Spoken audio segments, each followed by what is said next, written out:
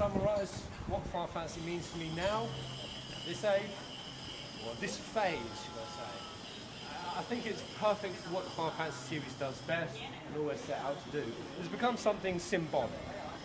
Final Fantasy has become, because I was reading this really cool book, how the human mind, how our psyches, how our internal monologues and resolutions are kind of based around the symbolic and the archetypical. That's why we gravitate towards these same stories and they've repeated through history, and even Final Fantasy, how much it weaves, like Hinduism, Norse, and it's a part of the human condition, storytelling.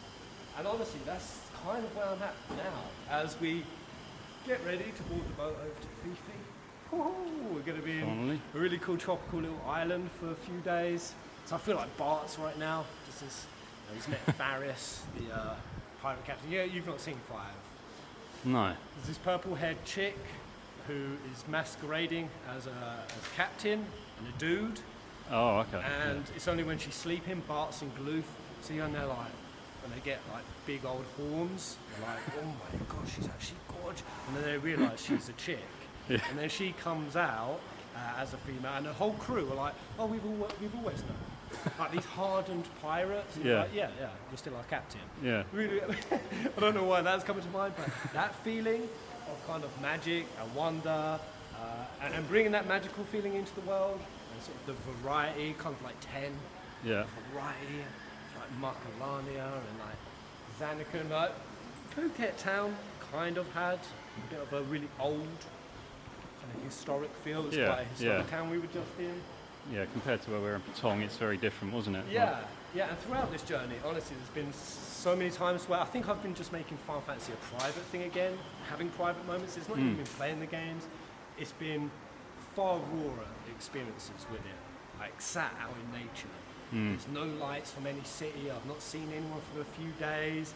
It's pitch black. It's just me, and the only light is coming from the moon, which is playing like some songs. Yeah. Like the Latin. And just getting this deep, profound. I don't know. I feel like anyone who watches Versus and like kind of gets that vibe from 15, it has this.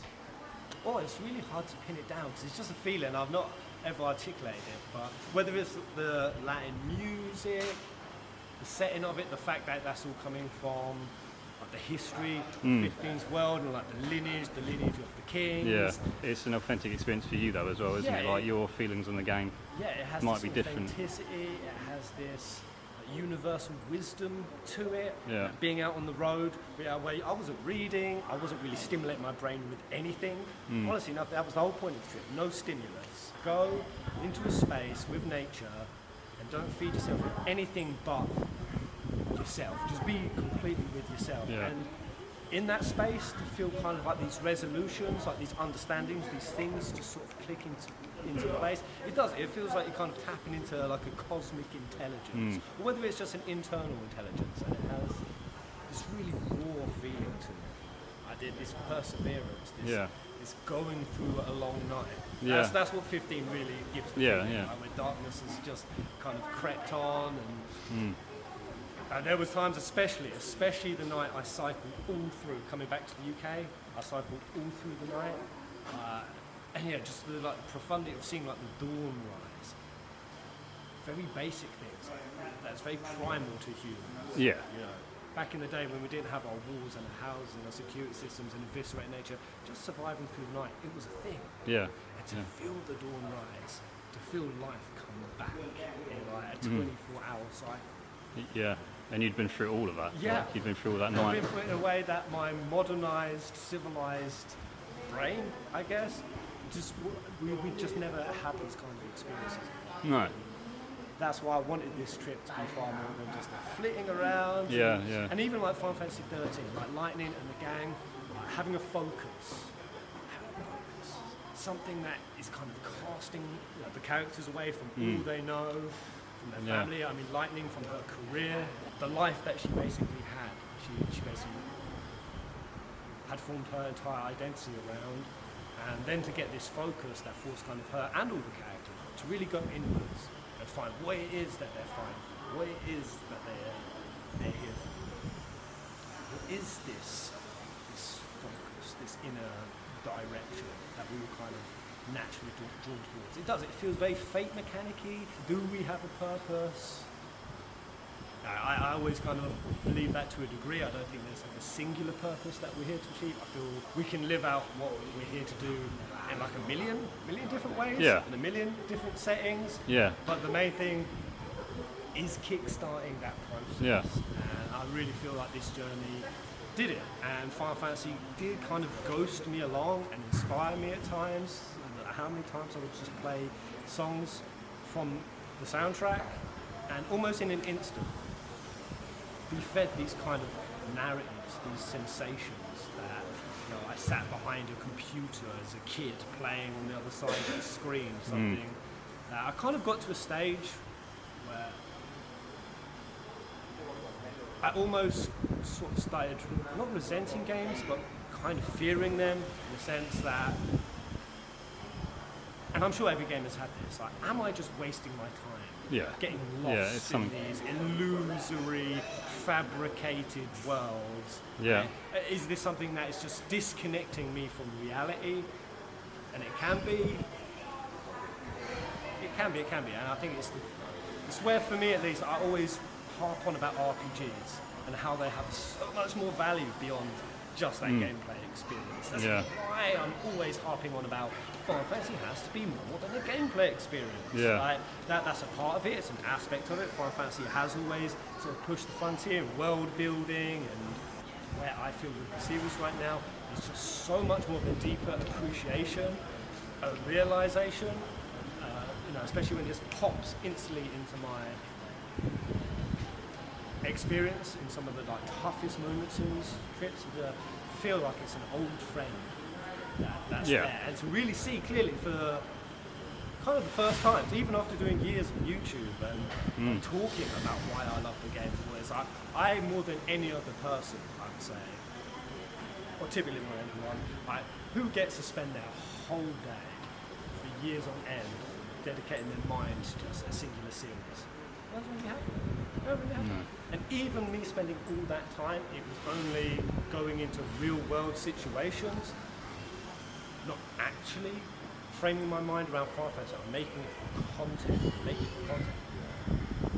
to kind of like separating from that entirely, and then seeing organically how much the series still has an influence, how it has affected my mind, my emotions, my sense of self. It's a grounding point for you, isn't it? Like when you get, so there's games for me that you just, some days you just want to curl yourself up in your room and just go back and ground yourself with Final Fantasy or whatever it is you enjoy playing. And that's a good word. It is. Final Fantasy is. It's a grounding element for me now. It's something that just revisit again and again. Yeah. And it just pulls me back. And I love it for that. Anyway, I think our check-in is now. We need to go and check. We're going to go get on the speedboat. Hopefully our luggage does not bounce out of said speedboat into the ocean. No. But yeah, I'm really looking forward to the next couple of days. We're going to relax a bit before Strangers in Paradise. So I'm going to try to, but East Peasant is going to try and make that a relaxing experience. But at the same time, I don't know I'm going to rage. Basically, Final Fantasy makes me want to be a stronger, healthier, fitter person because I want to be a hero. I want to be a hero. I want to be a Zack Fair. To do that, I've got to have dreams, I've got to have honour, and delicious, fancy little smoothies. Yes. It's a hero's journey. It's a hero's juice. My gosh, that is only like £1. £1.50. Freshly squeezed and bloody gorgeous. I thought you were going to take a bite out of the umbrella then. Oh no, my umbrella. Yeah, messed it up. Watermelon seed. I swallowed the seed. Oh, you dropped it as well. 30-second rule. Disgusting. One early 5:30 in the morning wake up. A massive climb up a hill later. And a good couple of hours taking in this view of the island. It's gorgeous, isn't it, man? Yeah. Has it been 2 hours? Yeah, it's been a couple of hours. Didn't realise you're up Just there. get trapped. We got suspended in time for a minute. Yeah, the time-space continuum ceased. And it ceased in the experience of wonder and awe and the magic of it, which I guess, when it comes to what Final Fantasy means to me, it's more the lessons. It's a series of lessons. It's a feeling that I've tried to replicate, IRL. I think it's a very powerful thing to kind of feel that magical fantasy wonderment with the world. I think it is something that we lose very, very easily. And yeah, some of the lessons that Final Fantasy has taught me, especially in getting to that point where you kind of fall in love with the world. I mean, at its core, Final Fantasy is hope over nihilism. When you look again and again through the series, it's pretty much always what's divided the heroes from the villains, who through nihilism at first, it did give them a certain amount of power, a tremendous amount of power. Nihilism can be extremely powerful in a world full of woes and bleakness, terrible events, the darkness. But nihilism has its limitations. And what I found with the heroes is they always begin their journeys with hope. And that hope is born from a naivety. They don't know the mechanics of the world. They don't know the big bad villain behind it all. They haven't seen the true extent of the systematic corruption that's going on. And along the way, as they sort of bumble, villains always mocking them for their naivety, their ignorance over how things really are. But what we eventually see with all the Final Fantasy heroes is hope doesn't have a limitation. And that you kind of do have to go through the world, because that's the process of learning. You have to start it completely naive, not knowing how things are going to turn out, whether you're moving in the right directions, whether the consequences, the cause and effect of your actions are something that's bringing more harm to yourself and others, whether you should have taken on that project or that journey or that trial, whatever it may be. But ultimately, the only thing that will define your outcome, your fate, your destiny, whether you get to level 99 and defeat the final boss, is your capacity for self-reflection. Self-acceptance. I mean, all of our characters, how much did they get held up and delay their journey and their progress because they couldn't accept the things that they did? Cloud, example 101. Lightning with Sarah, Noctis with insomnia and the death of his father. And what we saw with these characters is they just hurt themselves by not accepting what had come before. And that's honestly why I can't espouse the value, because it's what every Final Fantasy game has had, is to go out into the world. To go out in nature, even with the crystals. There is like an elemental aspect to the world. It doesn't necessarily mean they're caged within magical rocks that can determine the fate of the world, but there's an elemental aspect of it. And I think recognizing that when you come into a synergy, a resonance with it, it's usually just sitting, being at peace, letting your thoughts calm, and then you'll naturally, whatever it is that's just been plaguing up your mind, blocking it up, because it will always happen in the background in an unconscious manner. It's about bringing the unconscious to the forefront, and that's kind of where revelation happens. And we're out here now, and even just in the 2 hours, it was just dead silent, wasn't it? Just looking over the island and just having a little moment. And I've noticed this before in Barcelona, where there was the most gorgeous sunrise in the universe. It was on the news because it was like this weird vacuum cloud. It's like a really rare cloud system, where it was making like the colours refract in like greens and reds. I saw it on the news after, but I was actually there, and everyone just went into this moment of hush. The people I was with, which was a bunch of hostile folk, afterwards, we were just saying like, what went through our minds in that moment. And it was some deep, deep introspective stuff. And I've had those same feelings and vibes when I've just walked out my front door from where I used to live. Just went to a field that was 2 minutes around the corner. I'd never been to it before.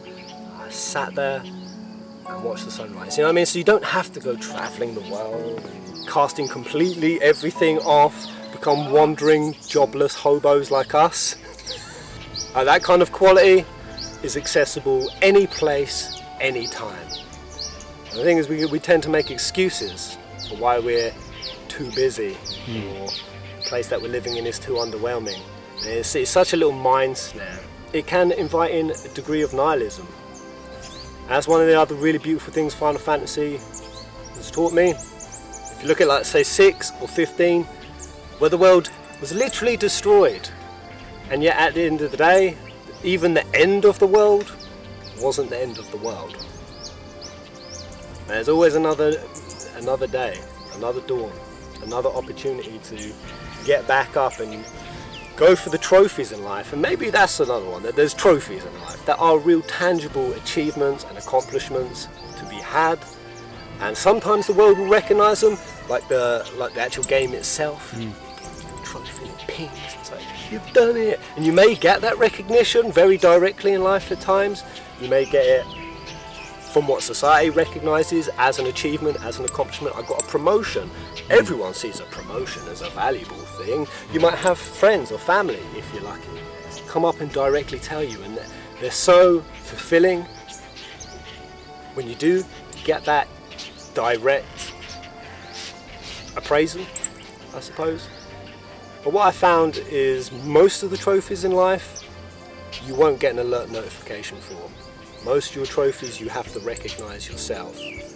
Just like when you go back into that game and you decide to do a speed run, or you decide to do it with this different configuration, and you challenge yourself. Sense of achievement that is entirely self-derived, it's something internal, rather than from the external, which if you sit around waiting for all the conditions, that's what I found, if you wait for all the external conditions to align right, be completely perfect and match and make, you know, the next stepping stone along the journey, the new foray into the unknown, if you wait for the conditions to be perfect, you'll never make the move.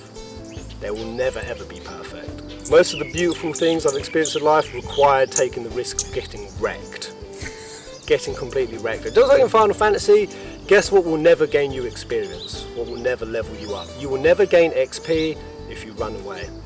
You hit that L1, R1, baby, and you wait to run away, and it might take you 3 turns. Like, it's harder to run away, and in the process of run away, there's actually a great risk you will just get smacked and damaged even more, versus sitting with it and letting whatever happens, happens.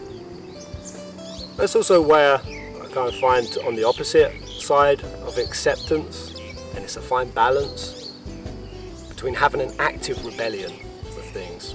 Every Final Fantasy character, even when they set out with great intentions and what they set out to accomplish, what we notice time and time again is that moment where the characters, they get back up and they rebel, whether that's against fate, predetermined destiny, their own inability to overcome, or their own internal strength. Life is kind of an act of rebellion.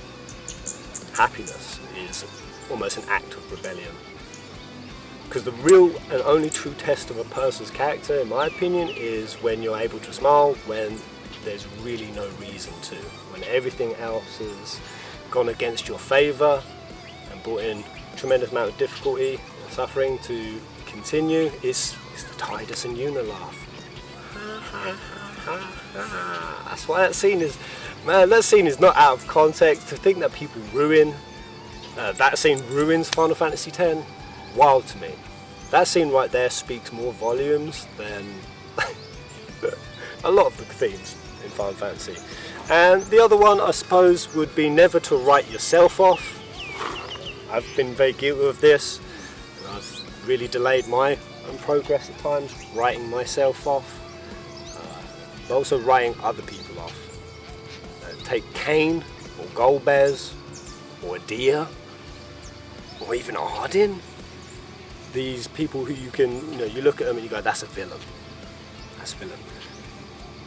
Are they a villain, or are they just a person who's under a certain level of spell, illusion, and that you may just be the person who has the power to break that spell, lift the illusion, be an active disenchantment.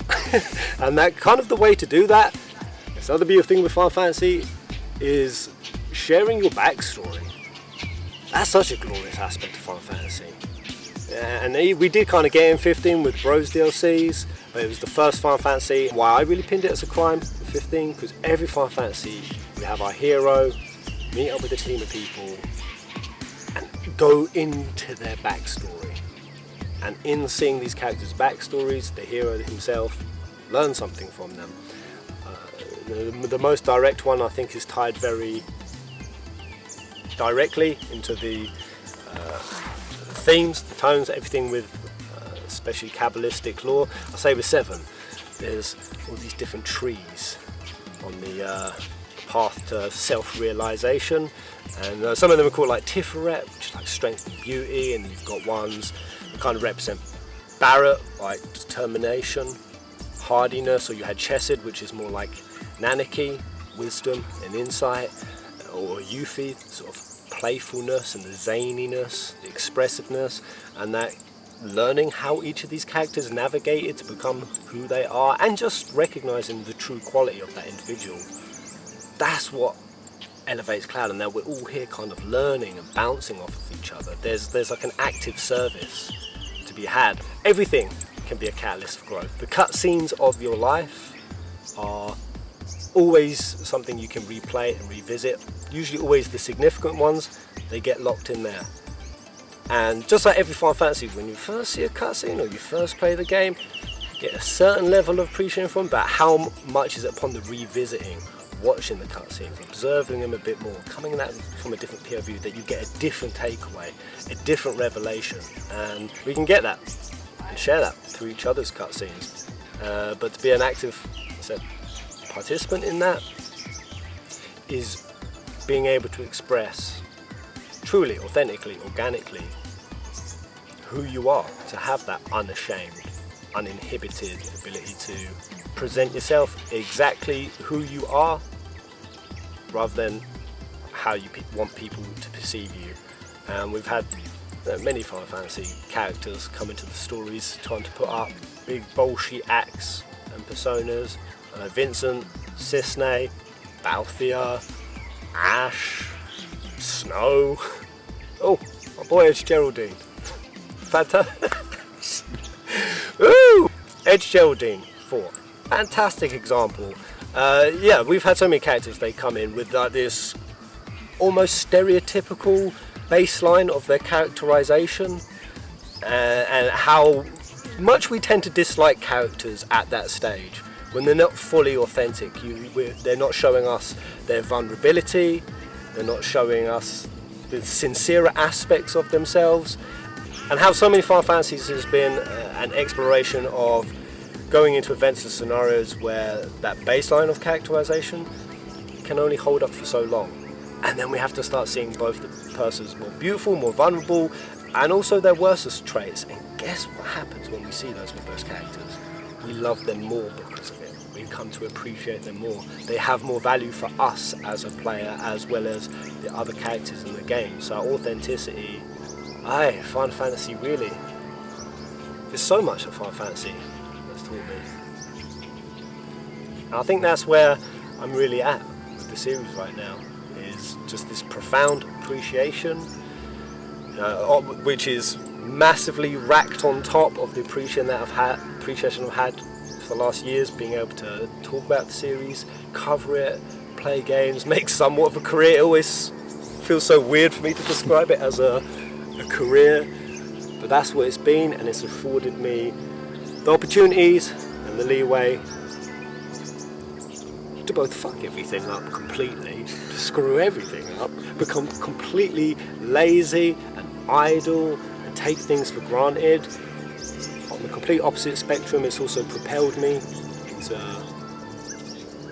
really getting a sense of what I want to do, being able to explore my own creativity, being able to have the freedom to come out and see insanely gorgeous views like this, and interact with the world, and play with that symbiosis that we covered in that video yesterday about Final Fantasy locations, how Final Fantasy locations are some of the most inspiring, awesome, found and memorable experiences that completely lodged themselves into my memory.